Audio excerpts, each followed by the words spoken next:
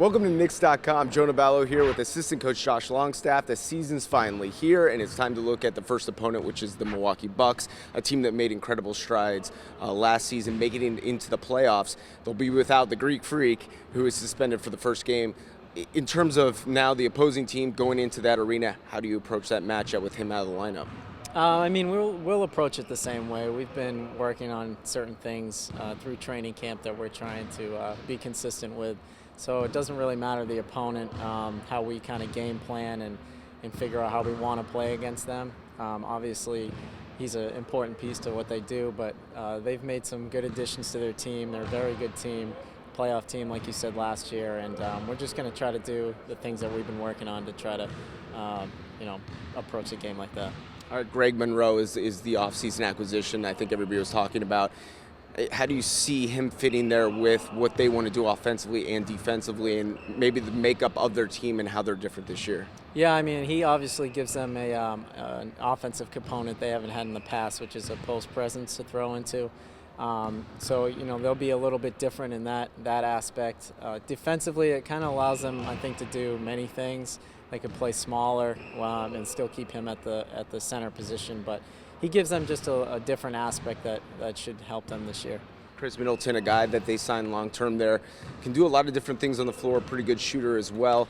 The versatility he brings, what do you have to do in terms of watching out for what he brings to the table, especially in that first contest? We just got to make sure that we keep a close eye on him. He's obviously a great three-point shooter, and we want to limit his attempts. But he's a great player, and we want to make sure that we are defending him off of screens a certain way that we've been working on, and stay consistent with what we've been doing with those types of players in the preseason. Now, I know with the Greek Freak out of this one, they're not as long as they would be and athletic, but they are still a long team, especially with Michael Carter-Williams at the point guard spot. Defensively, how do you kind of crack that riddle in terms of getting to the paint, getting your shots off, because they are so long, especially at so many different positions? Yeah, no, they're incredibly long, and like you said, Michael Carter-Williams, even John Henson's a long guy. But we're just honestly going to approach the offense like we do every day. We're going to hit the first open man, move the ball, move the defense, and where we see opportunities to penetrate, we'll take advantage of them. Is it tough to sort of get into that mindset? I don't know about the coaching staff, but for the players to kind of switch or flip the switch, I should say, into that next gear, and knowing that Wednesday night, this one counts. This one's going in the books. This is going to be on your record. Yeah, no, I don't think it's difficult for them or the coaching staff. We're lucky because our guys have worked extremely hard all summer long. They spent a lot of time together, and they've been talking about this new season, since July. So we're really looking forward to the opportunity, and you can tell the intensity even today in practice picked up a little bit. So I think everybody's ready to go.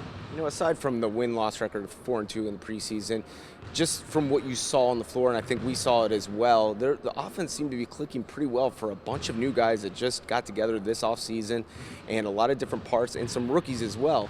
Were you pleased with the progress during the preseason? Yeah, I think, again, going back to the time they spent together in the summer, and we had some veteran guys back. Carmelo was a big catalyst for our summer workouts, and they spent some time working on that. And then coming into the preseason, Coach Fisher and the rest of the staff has had a consistent approach to how to build the offense at a pace that is best for our guys. And they've done a really good job of picking everything up. Yeah, it seemed like some new wrinkles as well. Not, obviously the triangle, the base offense, get into that set, but man, that second unit getting out and running with Jaren and Kyle and some of the flexibility and things you can do. And I love what Fish said a couple days ago, where he said, listen, I'm telling them to go down and score. You don't have to just set up in the offense. Let's try to get buckets, and then you can work into the triangle. And if you need to use clock or work within the half-court set. Right, yeah, and I think, Coach Fisher has done a great job the way he's implemented the offense, and he's talked about we want to push it first with some pace and explore your options, and then if it's not there, then we set up in our format and we play from there. But players have really picked up on that. That second unit has a nice little chemistry right now. They're a young, athletic unit, and we're excited about the dynamic of both units right now.